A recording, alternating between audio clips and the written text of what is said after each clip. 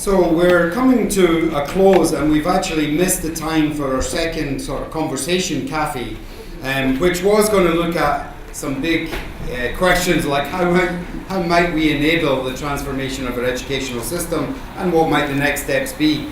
I'd quite like to, even that last question just together, if there's any insights to what the next step might be. This event is part of a year-long work package with 4 NGOs.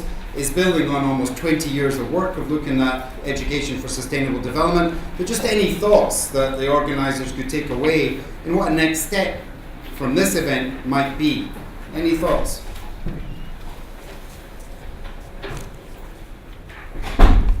I'm not sure whether it's there or not, but I'd love to see a website for schools with media on it, and they could, teachers and students could just click in and find interesting films, documentaries on areas that they're learning. Good. That might be called the internet. But you know what I mean? Yeah. Like, No, so but it makes that easy for people to find to stuff. bring it together. Yeah, like a database. Yeah. So that students could actually at some point even work through materials at their own pace that they might find interesting. And I suppose Irish specific if we're here. Yes, because everyone loves going up on YouTube and watching YouTube. You know? Okay, can I just say on that the Department of Education and Science hosts a website called Skullnet, which has all sorts of resources and links to ECO, UNESCO and various non-governmental organisations. It's a wonderful website, and I would say to you all to go into it. It does have everything together, and they're more than willing to welcome in our organisation and other organisations to be hosted on that site. It's called Skullnet. Okay. Here and then here. Yeah. I'd like to leave a challenge maybe from the young people from Blackrock College, that they might go away and through their network find out what would a legal system look like that we own the air. That we have a constitution where we own the land belongs to the people of Ireland, and what would a legal system that said that we own the air look like? It's kind of a rhetorical kind of problem, but yeah, interesting. Louise. So the idea of climate change being scary to young people came up, and I think one of the challenges there is not only to educate kids, but actually in an age-appropriate way, present them with opportunities to express that fear. If we just can't, actually kids know what's going on and they are frightened.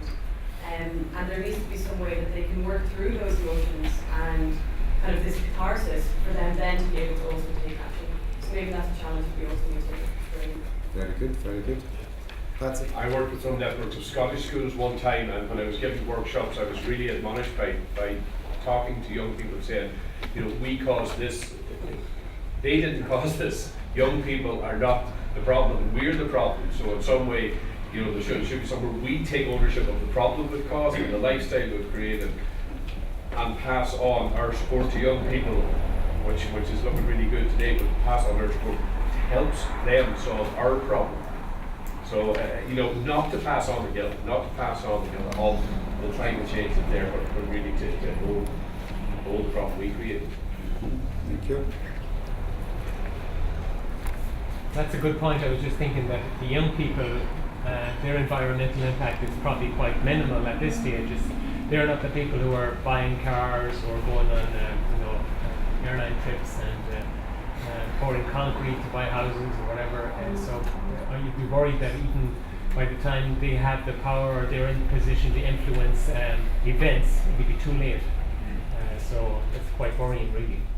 Could we, by the way, that's very interesting, those comments, but could we focus just a little bit on where we move forward? In other words, where can we go after this session? In other words, could we get some ideas from you of how we progress from here? Any ideas? Early steps.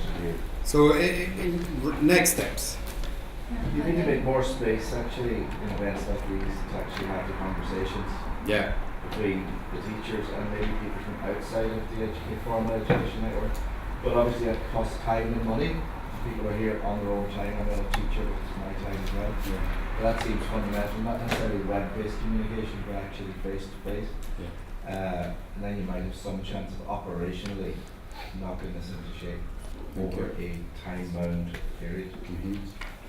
Yeah, I really enjoyed this space where young people can give their ideas, and kind of just the dialogue there of kind of saying kind of what we would like to see achieved. I think like this is a really good opportunity to be able to send what I'm trying to say. I think a lot more of that is needed and for more people.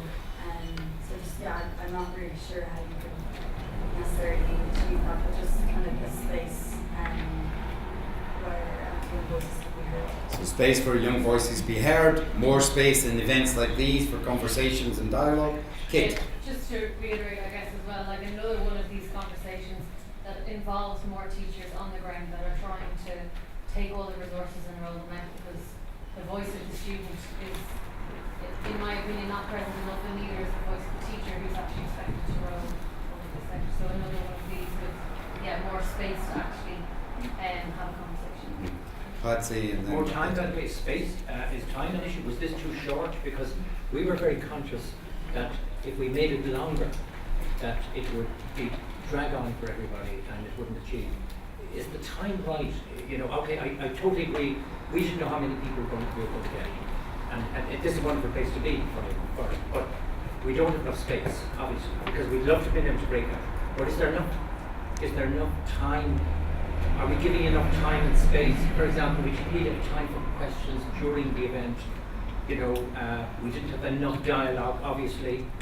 Are there things like that we need to change? Well, I think Eugene's brought it up. There needs to be much more space. Personally, I don't want to go to an event where I'm talked at ever again. That's what YouTube's for. I only want to have space where we can dialogue now and engage and share our skills. But any other thoughts on that before moving to Patsy and up to the top there? Is it on this topic, Conor? Just on this, what Duncan's asking? Purely on kind of where do we move from now? And let's come back to it. it. Need comments on where. Sorry, I just think the day was very good. I came across this totally by accident. Somebody sent me an email late last night. I didn't know anything about it, so I would love to know how to access information on more events. I think maybe in the future some kind of workshops would be very good, where we can come up with some strategy in our own personal lives, and also to attract other people that are inclined to be green, environmentally friendly people, who don't know how to go about it, who are enthusiastic but kind of fall by the wayside very easily. Yeah, and how many then of people here present would like to go on a journey with us? In other words, take this on to the next level. Just put your hands up. Who'd like to? Generally, in other words, if we emailed everybody and we set up time for this again, for something, the next stage, would most people want to attend? Sure. And is this a good sort of time when it's the break in the school term? I was going to say. What, is that a good time? Is that the best time? It could be weekends too, by the way. Saturday. What? Saturday? A Saturday during your term would even do. Saturday. Okay. Patsy, Deirdre and Conor, and we're running out of space. We've got 2 keynote reflections. Duncan has said what I was going to say. I was saying that it's a good thing that this is being held during the midterm break. That means that the students can take part, whereas if it's held at any other time, they would be in schools, but they'd be able to be here. Perfect, yeah. But Saturdays you would do okay with it. Yeah. Okay, we are going to move ahead. We are finishing at 2:30 with 2 keynote reflections to hear and a close from Duncan. Patsy, then Deirdre. Really quickly, I think the spaces are there. The BT Young Scientists event, the Young Social Innovators event, the Junk Couture event, the Worldwide Global School Conference. There are 5 or 6 big events where you get really enthusiastic teachers, really bright, enthusiastic students. Talk to them, find the spaces within them. When I started up the Science for Development Award at the BT Young Scientists, they used to give space for workshops and within it. They've started dropping it. Go back and ask them.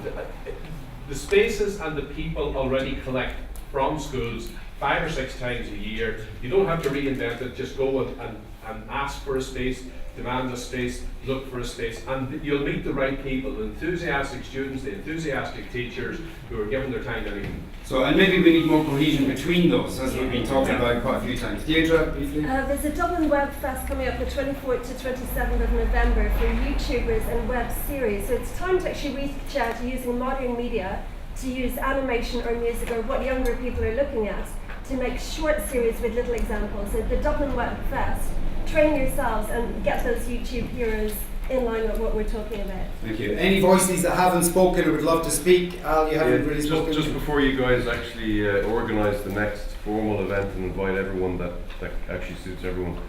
Where could we organise a less formal sort of meet-up very soon while the ideas are still fresh in people's Okay, heads? self-organisation would be the way to go. Just to follow on Patsy's point, I think we should broaden the definition of education into the formal, non-formal and informal. We spoke about the challenges of spaces in our classrooms, and some of organisations like Guides, Scouts, sporting organisations have a bit more flexibility in space, so we target those as well, where they can look at longer term modules and in a different environment and outside, as was mentioned. Very good. Just one short point, we were talking a lot about secondary and the things about primary.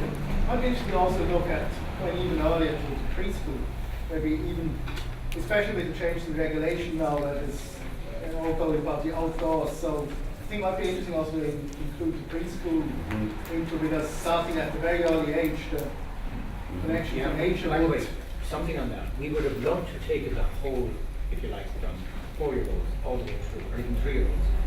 The problem is, there's too much, and there's too much cover anyway. So we concentrated on where we felt the biggest problem was. And in a way, what we feel was the biggest problem was, the closer you get to the leaving cert, the more the problem gets worse. It's much better, like Derek was talking about at the primary school, a lot more happening, it's a lot more grounded in the primary school. As we move into the secondary school, and as the points take over, this dies away to nothing. So we kind of felt this is why we focused on this, and we did want a lot more focus on the leaving cert, because we want those students going out, we feel they should be much more empowered, much more knowledgeable, and much more, if you like, responsible regarding the environment, and collectively realising they need to kind of engage in this, you know. Okay, we have to keep you're moving. right, you're right.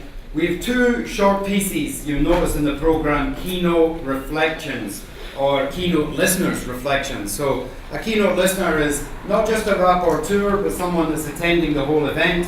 And this time we have 2 keynote listeners, one from our sector with A.D. McLaughlin. But first we're going to hear a little reflection from what he's heard from the Department of Education and Skills, Kevin McCarthy.